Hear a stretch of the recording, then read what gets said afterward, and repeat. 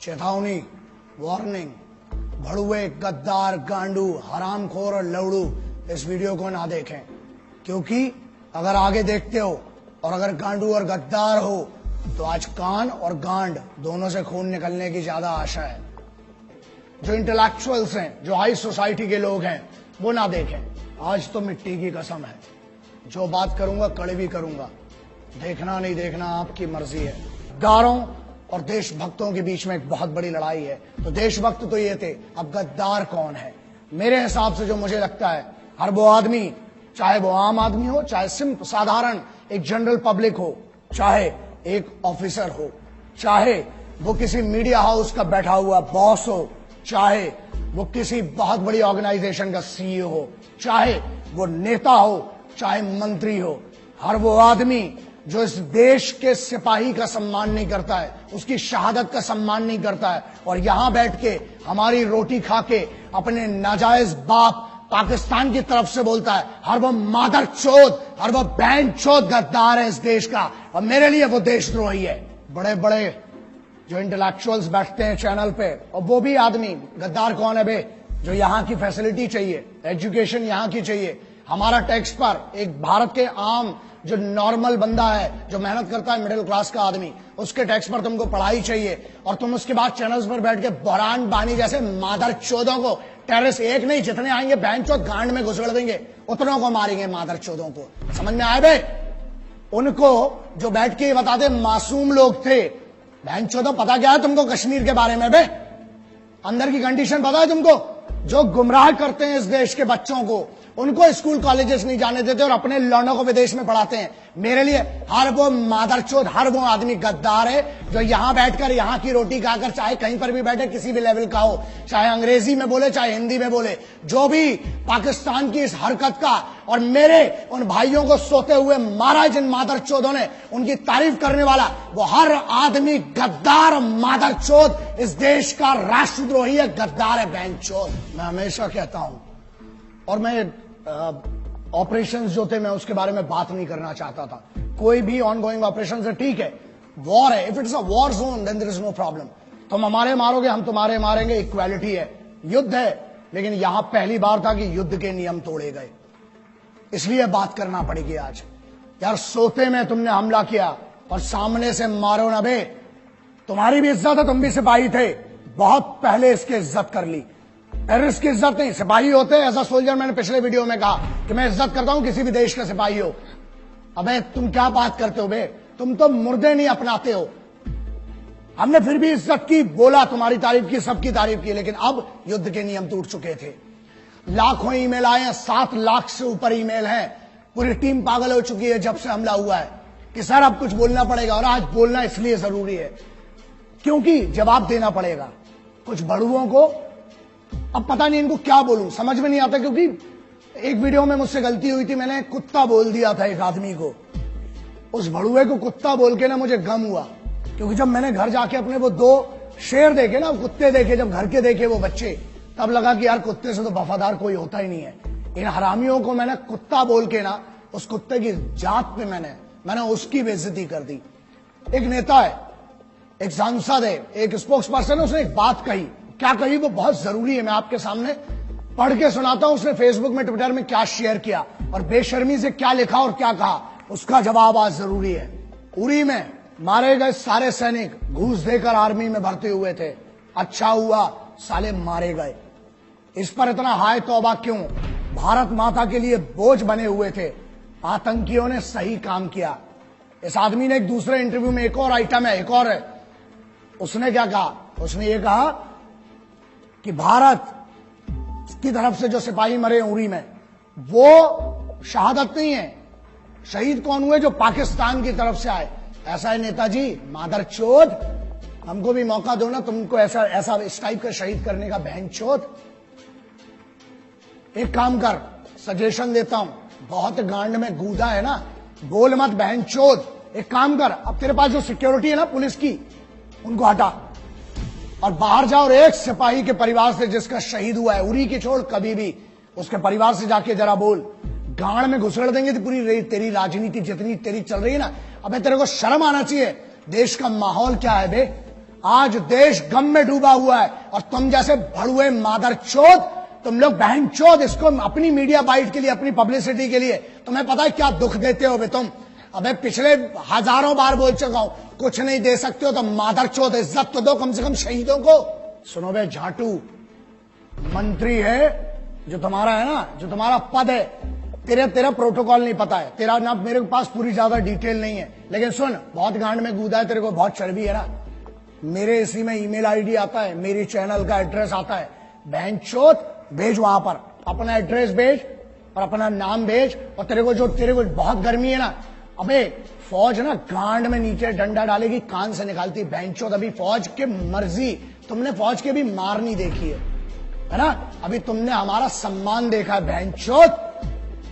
तेरे को बहुत गर्मी है, जो तेरे पास पुलिस का कैडर मिला है ना, तो क्या कहता है कि पुलिस के जो है वो, एक और स्टेटमेंट दिया ना इसी आदमी ने कि सोते रहते हैं, है ना। एक और मादरचोद है दूसरा, वो पुराना वाला भड़ुआ साला जिसको अपन ने पहले भी बात किया था हरामी के बारे में। क्या कहता है कि पुलिस और फौज में वही लोग जाते हैं जो अनपढ़ होते हैं या जिनके घर में कोई 1 रुपए का पढ़ा नहीं होता है, और जो लोग सिर्फ और सिर्फ 10वीं 12वीं बड़ी मुश्किल से पास कर पाते हैं, वो लोग जाते हैं।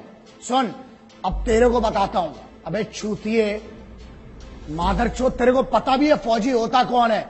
भारत का राष्ट्रपति भवन, हर राज्य का मुख्यमंत्री भवन, हर राज्य का सांसद, पार्षद, विधायक, हर राज्य का डेमोक्रेटिक जितना भी बड़ा आदमी हो, हर राज्य का संविधान, मतलब सुप्रीम कोर्ट हो चाहे हाई कोर्ट हो, उसकी सुरक्षा में हर चौक पे खड़ा हुआ एक पुलिस का सिपाही, हर बड़े एस्टेब्लिशमेंट के सामने संतरी बन के खड़ा हुआ एक सिपाही।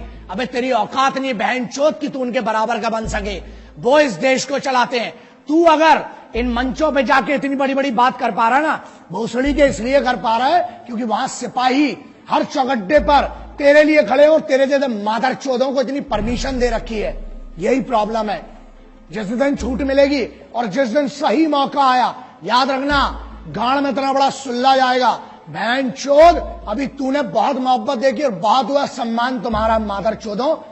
एक और सेंटेंस बोला इसने बहनचोद ने कि पैसा देके, घूस देके जाते हैं। अबे चूते तेरे पास दिमाग है लौड़े?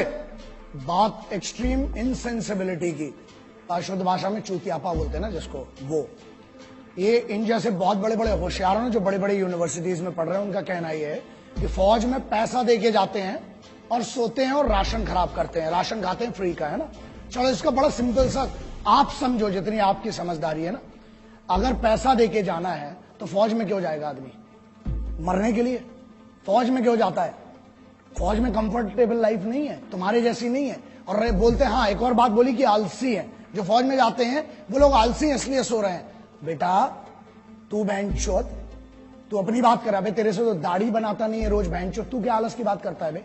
एक जगह पे 15 साल से डले हुए तुम जैसे भड़ुए इस देश का राशन खा रहे हो, हमारा टैक्स खा रहे हो, हमारी हर चीज खा रहे हो, उसके बाद बोलते हो बड़ा नेता और यूनियन वाले। बड़ी बात है, तुम जैसे बड़े पदों पे भी जा सकते हैं, लेकिन हमारे लिए पद मैटर नहीं करता बे। इज्जत कमाना अलग बात है, ताकत कमाना अलग बात है। तुम जैसे भड़ुओं की कभी इस देश में इज्जत नहीं होगी। क्यों?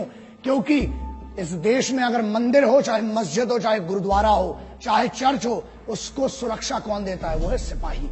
बाहर से जो पाकिस्तान की तरफ से आ रहे हैं वो दुश्मन है, उनसे लड़ना बहुत सरल है। तुम लोग साले जो अंदर गदर मचा के रखिए ना, उसके लिए एकाध में एक दिन बहुत गलत होगा। मैं बहुत कोशिश कर रहा हूं, प्रयास कर रहा हूं कि बचा रहूं, गुस्से में ना आऊं, लेकिन अब लगता है कि अब कुछ ना कुछ, और जिस दिन होगा उस दिन पब्लिकली और बहुत गंदा होगा तुम्हारे साथ।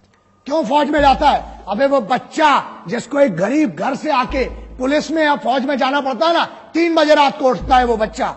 जब बेंचो तुम लोग पार्टी कर रहे होते हैं ना वहां पर अपने कॉलेजेस में, यूनिवर्सिटीज में और अपने बड़े बड़े भवनों के अंदर, बड़ी बड़ी मेस में जब तुम पार्टी करते हो, बेंचो दो, अबे तुमको पता भी है सिपाही होता क्या है? क्योंकि सुनो, प्रॉब्लम यह है हमारे देश में, ना एक नेता का लौंडा आज तक सिपाही बना, ना आज तक ये भोसड़ी के जो यूनियन में बैठे हैं, कोई अमीर का लौंडा आज तक सिपाही नहीं बना।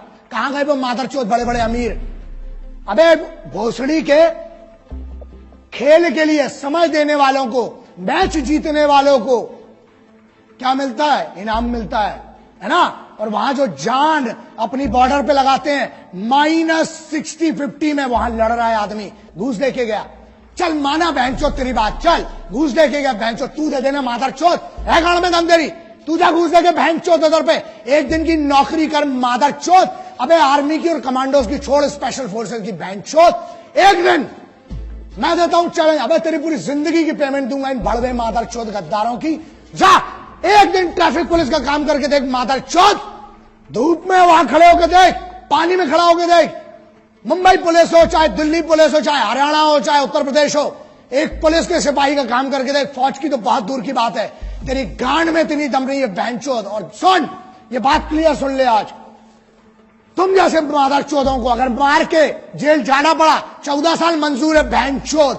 जिस दिन मेरे सामने पड़े ना मादरचोद, मारूंगा, लेकिन एक बात पक्की है, पब्लिकली मारूंगा, अकेले कभी नहीं मारूंगा, क्योंकि तुम जैसे आगे और पैदा ना हो बहनचोद। अबे मुझे तो शर्म आती है, माफ करना, जिसने तेरे को पैदा किया ना, मां मुझे माफ कर दे, तेरे को भी नहीं पता था कि ऐसी मादरचोद औलाद पैदा करोगी मां आप। शर्म आती होगी उस मां को भी अपने कोख पे जन्म पे कि ऐसा गद्दार पैदा कर दिया बहनचोद को।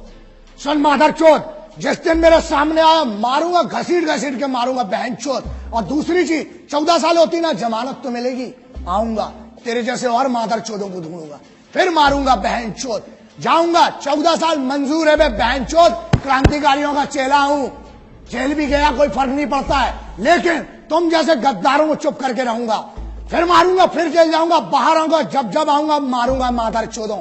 दूसरी बात मुन्ना, हमें रोज सुबह से लेकर रात तक धमकी के कॉल आते हैं, और रही बात हमारी, मादरचोदों इतनी तैयारी के साथ चलते हैं, इतना जखीरा तो खुद लेके चलते हैं बे, इतना असला बारूद। मादरचोदों 1 किलोमीटर तक धुआं धुआं करूंगा जिस दिन मैं मारने पे आया बहनचोद। और ये दम बुलेट प्रूफ गाड़ी की नहीं है, बीपी की, जिसमें बैठ के घूम रहा हूं। गाड़ी के बाहर आने के बाद भी जगह बोल तू बहनचोद, नाम बता उस जगह का, अकेला आऊंगा मादरचोद। ईमेल कर, फोन नंबर ले मेरा, लिख चैनल पे अपना एड्रेस, आऊंगा मारूंगा बहनचोद घुस के तेरे को। लेकिन सुन, तुम जैसे जितने मादरचोदों सिपाहियों के बारे में, उनकी शहादत के बारे में बोलना बंद करो मादरचोदों, वरना मेरे जैसे बहुत पागल है, एक को काटोगे 1000 खड़े होंगे, हर बार पैदा हुए आगे भी होंगे, मार डालूंगा बहनचोद तुम जैसे एक एक को। हिंदुस्तानियों का स्वाभिमान बहुत बड़ा होता है, अभिमान बहुत होता है अपने में। कैसी बच्चों जैसी बातें कर रहे हो तुम लोग, हाँ समझ में नहीं आया ना, बताता हूं।